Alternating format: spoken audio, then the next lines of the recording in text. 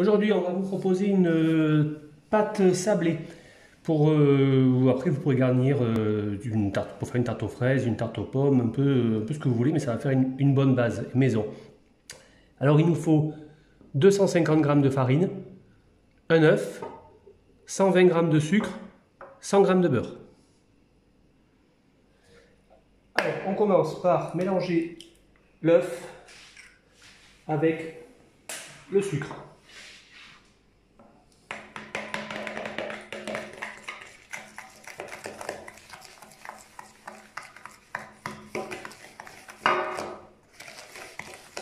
Pour obtenir une sorte de pâte, hein, voilà.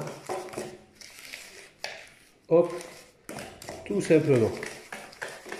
Ensuite, maintenant, on va prendre, voilà, là c'est terminé. Maintenant, on va prendre la farine et on va l'étaler sur la table. Donc, on a 250 g de farine. Alors moi, je le fais sur la table. Si vous avez un plan de travail en marbre ou quoi, c'est parfait. Moi, je le fais là pour avoir un plan bien plat et bien propre. Voilà, un petit puits au milieu. Et on va verser notre mixture. C'est réglé. Alors, il faut avoir les mains bien propres, hein, puisque maintenant, on va mélanger ça. Voilà. Dès que c'est mélangé, ce qui commence à être pas mal, on va venir incorporer le beurre que j'ai coupé en petits morceaux. C'est du beurre, là j'utilise un beurre végétal. Ça peut être parce qu'il est déjà, il reste relativement mou, voilà. Mais ça peut être un beurre normal qui doit être fondu mais pas liquide. Voilà, il doit avoir cet aspect-là. Donc je vais incorporer tout le beurre en faisant ce geste-là. Voilà, il faut que la pâte elle reste, c'est une pâte sablée, donc c'est vraiment le mot, ça crée des grains de sable. Il va falloir faire ça en mélangeant comme ça, c'est pas on pétrit pas, c'est comme ça. Voilà. On va mettre tout le beurre comme ça.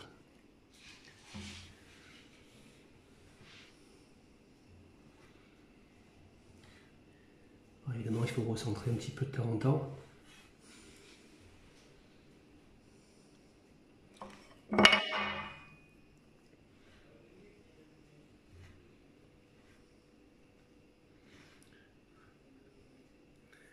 Ça colle, il faut le faire avec les mains bien propres, évidemment.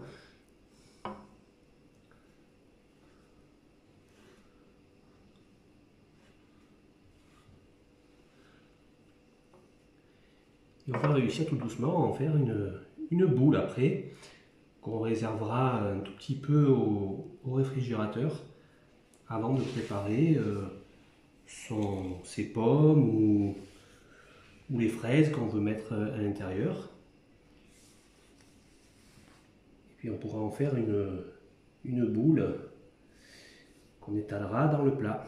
C'est un petit peu dur à étaler, puisque c'est à la fois friable et à la fois collant.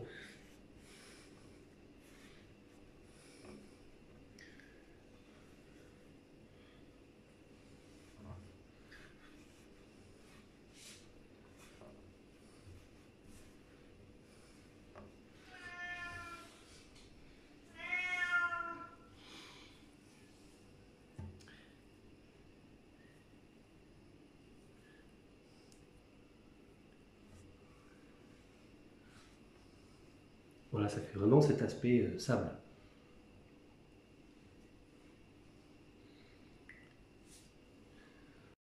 Au bout de quelques minutes, j'ai obtenu ma pâte qui est bien sableuse.